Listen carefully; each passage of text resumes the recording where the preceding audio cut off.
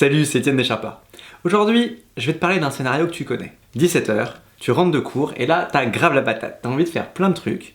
Tu rentres chez toi, petit goûter comme ça, des familles. Et là, t'as ta pote Marie qui t'appelle. Tu décroches, vous discutez un petit peu. Puis hop, petit tour sur Insta. Pas grand chose.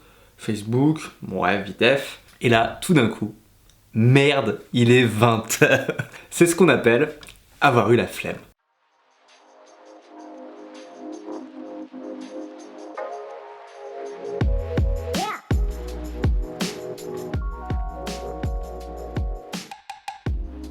Et là tu dois dire ouais mais bon la flemme ça arrive à tout le monde, je veux dire c'est humain, c'est normal, de temps en temps pas y arriver, procrastiner, tout le monde a des moments de baisse de productivité.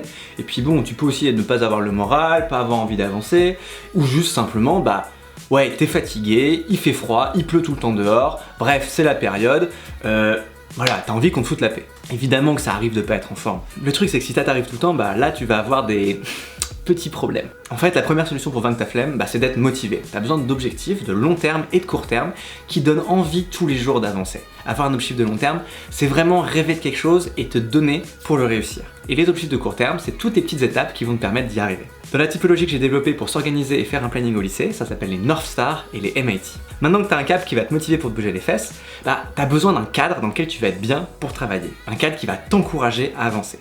Pour ça, t'as besoin de 3 choses. Numeros unos! Au lycée, tu fais 80% du taf si tu écoutes juste en classe. Dans le supérieur, ça doit être 50-60% facile. En plus, en ayant écouté, tu t'es intéressé au cours. Et donc, ça te donne forcément envie de le travailler derrière. Et puis, quand tu vas le travailler, tu vas te souvenir de ce que tu as vu, donc tu vas aller beaucoup plus vite. Bolt going very near comes Usain Bolt! Usain Bolt storming through, he takes it again, Blake gets the silver! Donc en fait, l'écoute en cours, c'est un super cercle vertueux. Parce que t'écoutes, t'as envie de bosser le soir, tu bosses le soir, le lendemain t'as encore envie d'écouter, et ainsi de suite. Prends aussi en compte ta façon de bosser.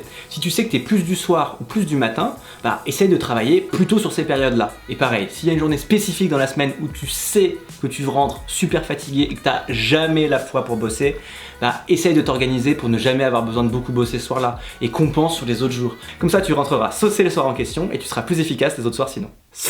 2. Du brauchst ein Agenda, ein Planning. En français, tu as besoin d'un agenda et d'un planning que tu vas respecter et tenir. Bon, en gros, tu as besoin d'un planning pour savoir quoi faire et à quel moment, pour avoir des deadlines qui te forcent à travailler et qui te fassent aussi culpabiliser si tu ne fais pas le taf. Et enfin, tu as besoin d'un planning qui te permette d'introduire une régularité pour que tous les jours, tu rajoutes ta petite pierre à l'édifice que tu es en train de construire, et c'est comme ça que tu vas avancer. Number 3. Essaye d'avoir un bureau bien rangé, un peu décoré pour que ça soit agréable et que ça te donne envie de travailler. Petite plante verte, petite déco, citation inspirante. Franchement, tout à sa place dès que ça te motive. Déjà avec ce cadre, tu auras beaucoup moins envie de glander. Maintenant, j'ai envie de te dire, quand il faut y aller, il faut y aller. C'est à toi de faire le taf et personne ne va le faire à ta place. De nombreuses études scientifiques montrent que le plus dur, c'est toujours de se concentrer. Ça prend environ 20 minutes pour te mettre dans ta bulle et ensuite être efficace. Si tu passes ton temps à essayer de te reconcentrer en permanence, tu vas tout le temps être dans cette phase de concentration et t'arriveras jamais à vraiment avancer, donc ça va pas être motivant, donc tu vas avoir la flemme. Et là, pour te tirer de la merde, j'ai 3 règles à te donner. Soit t'as de la discipline et de la rigueur, soit t'as un peu du mal à te contrôler et tu sombres un peu dans la facilité et donc tu as tendance à glandouiller facilement. Dans le premier cas, essaye d'observer le moment où tu es le plus efficace. Ce sera peut-être directement en rentrant de cours, peut-être en soirée, peut-être même tôt le matin. Essaye de travailler en priorité à ce moment-là. Si tu as souvent la flemme, tu rentres chez toi et là tu te mets à bosser tout de suite. Plus vite tu seras, plus vite tu seras débarrassé. Deuxième conseil, ne mélange jamais, mais vraiment jamais, travail et détente. Si tu fais un mélange travail et détente, du style je regarde une série et en même temps je fais mes exos de maths, ce sera pas efficace, t'auras rien retenu et en plus ça va te prendre le triple du temps. Troisième conseil, commence par les trucs qui te font le plus chier, comme ça t'en es débarrassé et ensuite les trucs qui viennent après vont te récompenser progressivement. Et la récompense suprême, c'est la détente, c'est quand t'as fini avec ton travail. Dernière astuce pour que tu n'aies plus jamais la flemme. Suis cette chaîne YouTube, abonne-toi, lis les articles de notre blog et on se retrouve très vite pour une prochaine vidéo. Peace!